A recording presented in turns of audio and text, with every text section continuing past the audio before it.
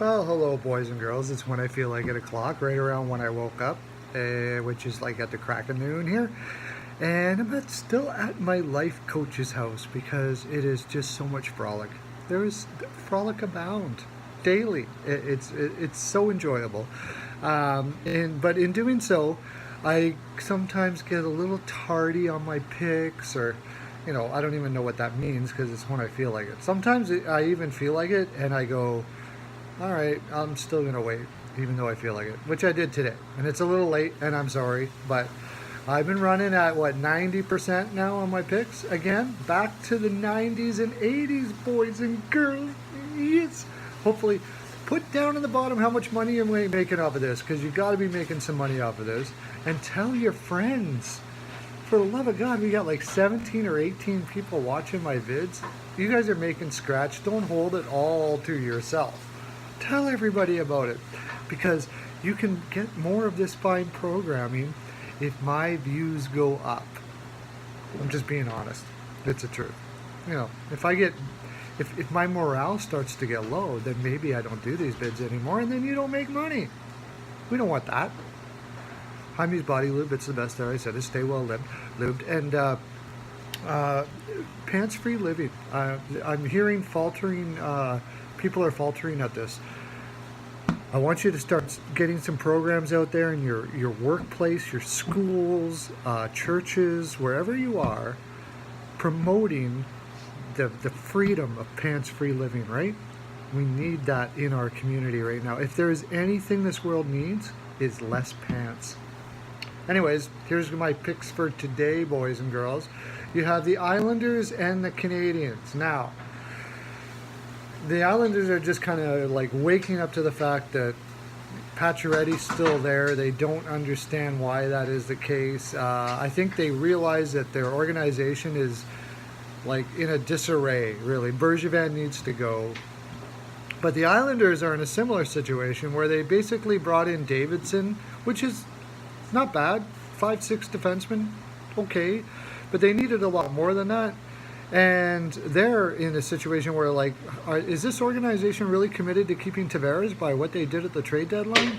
I think all of these things float through their head. Now, here's the thing. The Canadiens are probably going to play Price here, but they may play their backup. So watch which one that's going to be. If they play Price, I have a feeling the Canadiens might be able to pull this out. But I still think the Islanders are going to take it, probably somewhere in the 4-2 ratio, somewhere around there. That's my pick on that. I don't know if I'd bet it, though, seriously. Sabres and Lightning, bet it. You're not going to make much money off of it. Lightning are going to absolutely destroy the Sabres. I think they're playing Johnson. Sabres are pretty much mailing this in. It's pretty much done. So Lightning are on a high after the trade that happened and everything. They're going to crush the league right now.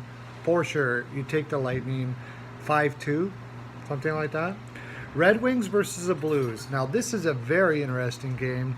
I predicted the Blues it was the one game I was wrong about. I thought that the Blues would come out hardcore after losing Stastny, but they didn't, which makes me a little concerned because Mike Yeo is amazing at getting guys realigned and focused at the task at hand, even when bad things happen. Maybe even more so when bad things happen.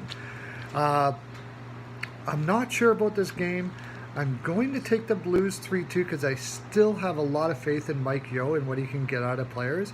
But I really didn't like what Shen did when he came out and said what he did, and I think it affected the team a lot. Really a tough game to choose. The Avalanche versus the Flames. I'm going Avalanche all day on this one. I liked Redditch when I first started, but he's playing way too stand-up of a game. He needs to get down a little more. He's playing almost old school, and it's not giving him the effect that he needs for his body size. He's a big goaltender, and teams are starting to figure it out. His side-to-side isn't that great either. And a team against the Avalanche who have a lot of teams, a lot of players running hot right now with McKinnon, Rantanen, I should say, and Who else is on that line? I can't remember off the top of my head, but that line is flying, and the team is doing very well. They're probably also going to have Varlamov in net. I think they'll probably pull it out 4-2, something like that. Rangers versus the Canucks. The Rangers have mailed it in, and I really can't see them having too many wins from here on out. The team is doing everything that would piss a player off. They're telling their veterans if they're banged up to sit. They're playing their young players. I just have a feeling that the Canucks, I like the way they're building, and I like the attitude they're instilling in their team, and I think that attitude is going to win over here. I'm going to take the Canucks, and I'm going to say about 3-2, something like that, or 4-3, no, 4-2. Anyways, boys and girls, that's my full 42%. That's all I have to give. Please tell your friends about this fine programming. Get this spread everywhere. We need it all across the land. Not just 16, 17 people should know about the pearls of wisdom that you can receive by hitting the subscribe button. My NHL Pearls of Wisdom.